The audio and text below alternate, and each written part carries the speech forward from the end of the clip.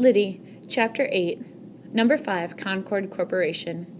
At first she thought it was the bear clanging the oatmeal pot against the furniture, but then the tiny attic came alive with girls. One struck a stick against a box, making a flash and an odor of a tiny hell, and that all this was just a light to the candle that barely softened the pre-dawn gloom of the attic. In the clatter of the 5 girls dressing and squabbling over a single basin, Lyddie was forced awake and began to remember where she was. Filthy as she had been, Miss Bedloe's the coachman's sister had kindly taken her in. The boarding-house keeper hurriedly gave her brother a cup of tea and sent him on his way. Then she had her son, a boy about Charlie's age, fill a tub of hot water in her own bedroom and ordered Lyddie to bathe. The mud-caked dress and the shawl she carried away as soon as Lyddie shed them and plopped them directly into a pot of boiling water on the black iron stove. And what a stove it was! Lyddie had only heard of rumors of such modern wonders. When she came in from the boarding-house keeper's bedroom, her face scrubbed barn red, her warm, lazy body straining every seam of her remaining one dress, the first thing her eyes lit upon was the stove. She stared at it as though it were an exotic monster from the depths of the sea. If she could have chosen, Lyddie would have pulled the chair close to it and felt its wonderful warmth and studied its marvels, but Miss Bedloe urged her into the dining room, which was soon filled with noisy army of almost 30 young women, still full of energy after their long day in the factory.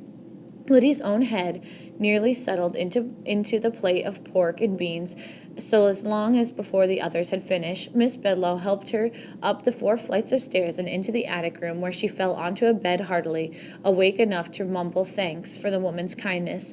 And now, on the first morning of her new life, she lay in a bed for a few minutes to relish the quiet of the empty attic. 3 days rattling in a coach, then share a room with 5 others, indeed, a bed with a stranger who woke Lyddie in the middle of the night with her tossing and snoring, to be clanged awake by a bell, and to have her head punctured by shrieks and squeals and the rattles of voices.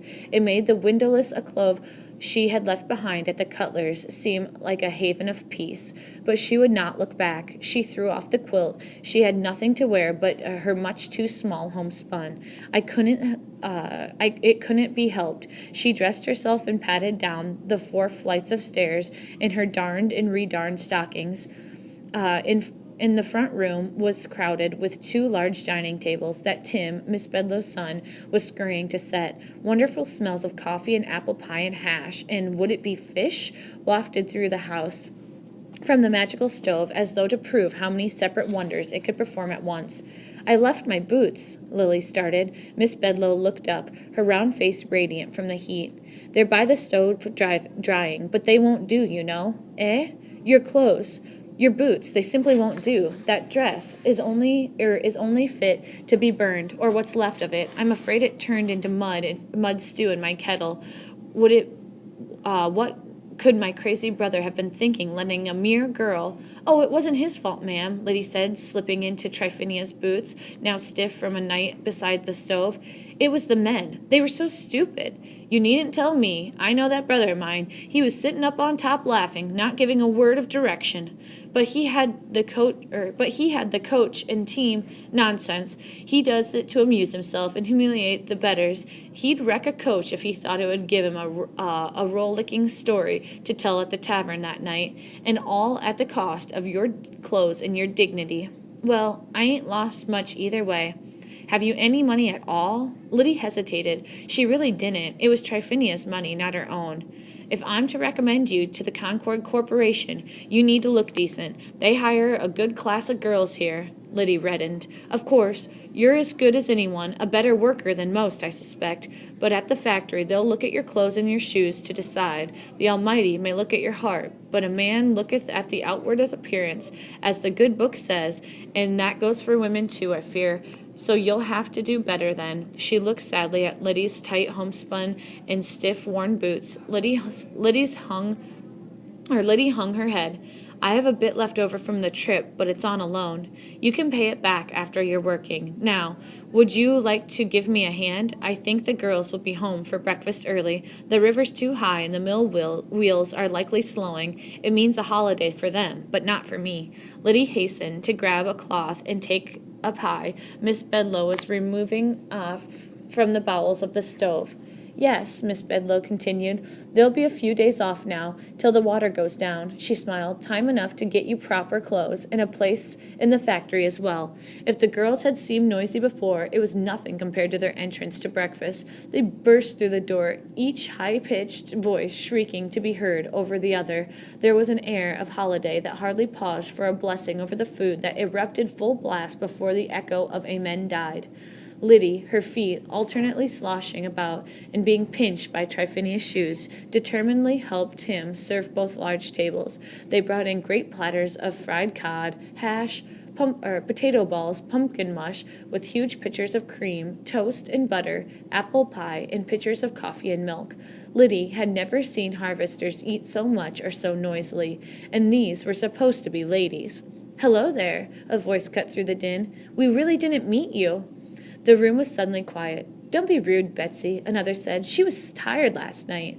Lyddie turned to see who had said the last thing, because it was her idea of a lady's voice. The young woman who had spoken was smiling. "You only came in last night, didn't you, my dear?" Lyddie nodded. "There, don't be shy. We were all new once, even Betsy." There was a titter from the rest. "I'm Amelia Kate."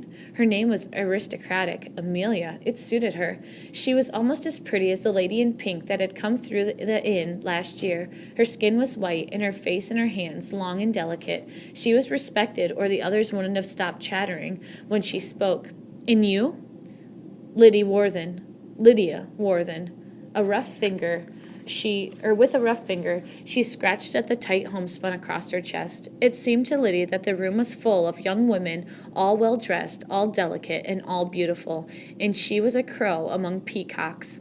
"Vermont, isn't it?" said the one called Betsy, and a few of the others laughed. "What's the matter with Vermont?" The voice had a bare trace of Green Mountain twang. "I'm near Rutledge, myself. Where do you hail from, Lyddie?" Lyddie turned to see the girl, not much older than herself, but like all the others, whiter of complexion. She had light hair braided at the crown of her head, and a serious face and a few freckles to relieve. Lyddie pulled her own straggly brown pleats, grateful when the attention shifted in the room was once again filled with chatter. After breakfast, Amelia and the Rutland girl, whose name was Prudence Allen, offered to take her shopping for a proper dress, a work apron, shoes, and a bonnet. They were leaving. Miss Bedloe pressed something into Amelia's hand, which turned out to be $1 that Miss Bedloe claimed was a payment for her roguish brothers for the damages to Lyddie's clothing in that on the way. Much to Lyddie's distress, it took all the money she had left, including the coachman's $1, to dress in a manner that satisfied Amelia and Prudence. She was so pained at the waste of money that she couldn't enjoy any of the new things, though she was pressed to wear the shoes home. In her heart, she knew that she had never had a better-fitting pair. Even the stiffness that she felt around the toes and heels and ankles was simply a reminder that she had on new Grand City boots. When they were broken in, she would be able to walk anywhere in such shoes, even home. Lyddie never quite knew how it was decided, but Miss Bedloe told her that evening that she would move her things into the attic from the attic to Amelia and Prudence's room on the 3rd floor. The other girls might grumble, which indeed they did, being passed over for a choice room by a newcomer, but Amelia had persuaded Miss Bedloe that since Lyddie had no relatives and no friends in the house, indeed in the city, she needed their particular caring.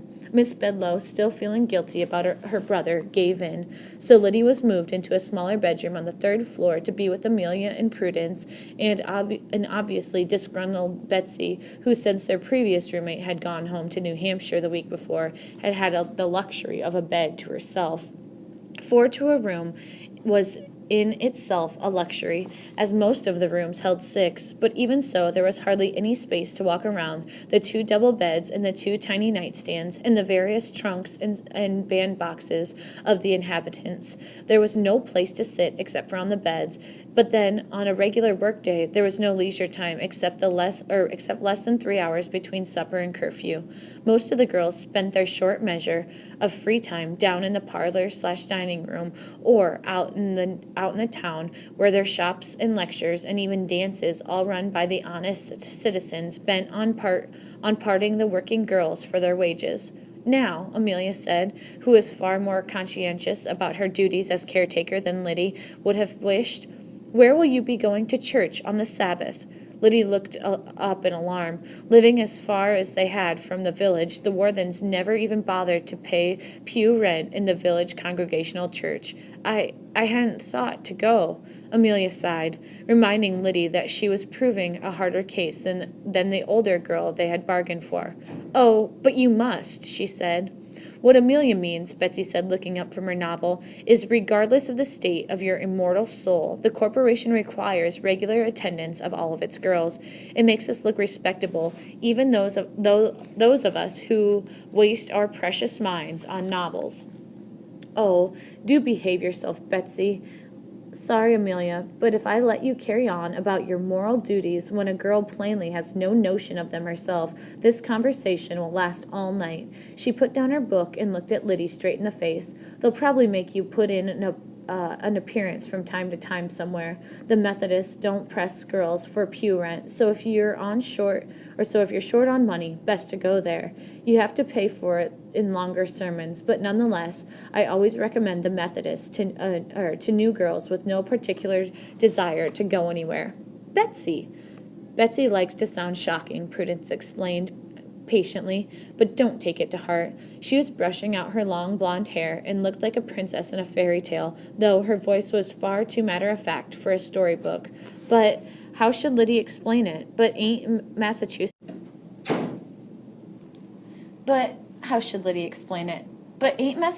a free country? Of course, my dear, Amelia said, but there are rules and regulations here, as in any civilized establishment. There are meant to be for our own good, my dear. You'll see.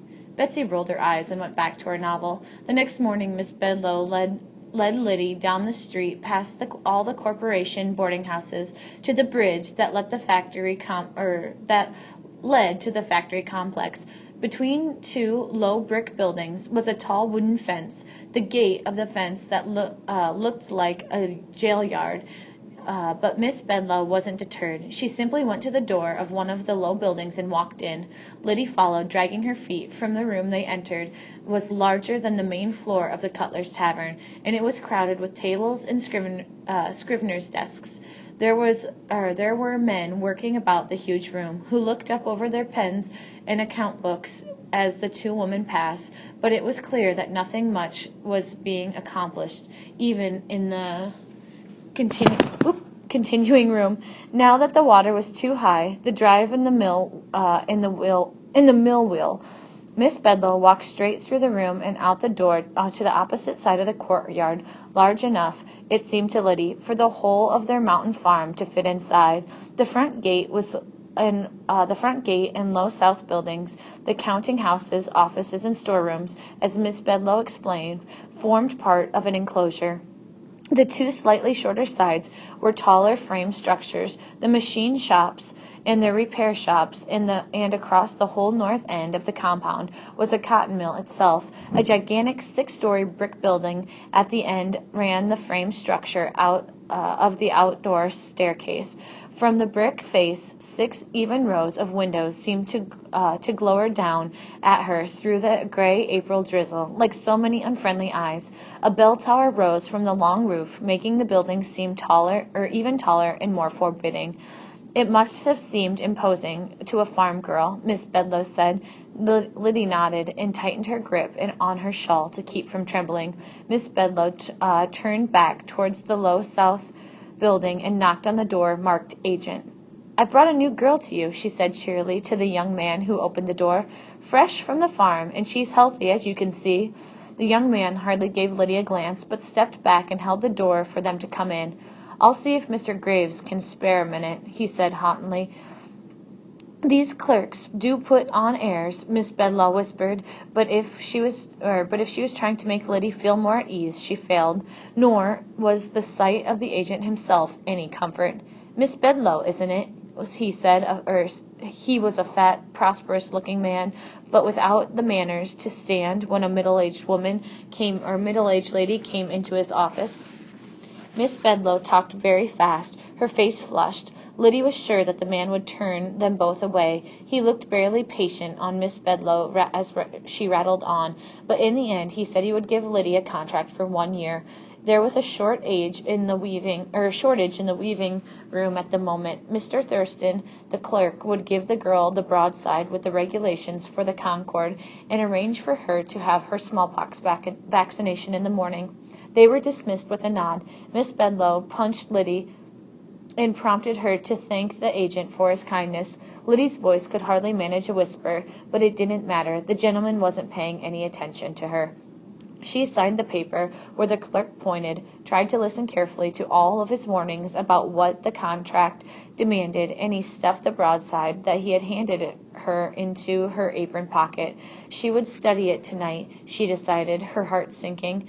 She could tell at a glance that it would be almost impossible for her to make out the meaning of such a paper. Oh, if only Charlie were here to read it aloud to her and explain the long words. Factory girls were not supposed to be ignorant, it would seem.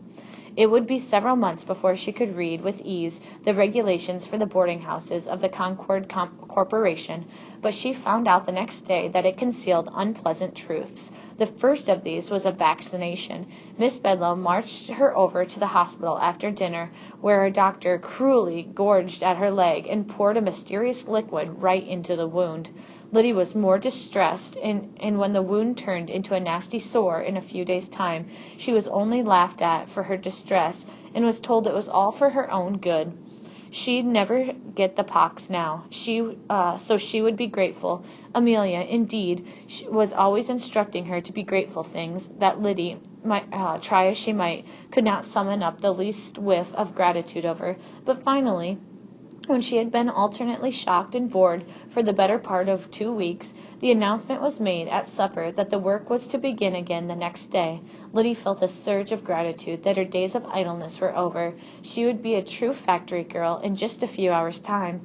Lyddie was mostly disappointed, but perhaps a teeny bit relieved when Miss Bedloe announced that he would take her over to the weaving room after dinner. The large noonday meal would be out of the way and dishes would be washed as the housekeeper could spare a moment, she said. But besides, it wouldn't do to be totally worn out on the first day. 4 hours would be plenty to start with. The gate was locked. They don't want tardy girls slipping past, Miss Bedloe explained. You must always take care to be here before the bell rings. They entered the factory complex through the counting room, as they had 2 weeks before, but this time it was teeming with men, all dressed like gentlemen. Every head seemed to rise, and every eye looked their way.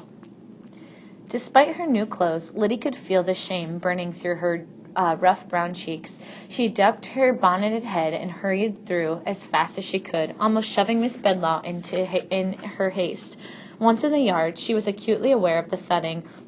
The pulse of the factory boomed through the massive brick wall, and she could feel the vibrations of the machinery as they made their way to the shadowy wooden staircase, which clung for dear life to the side of the building.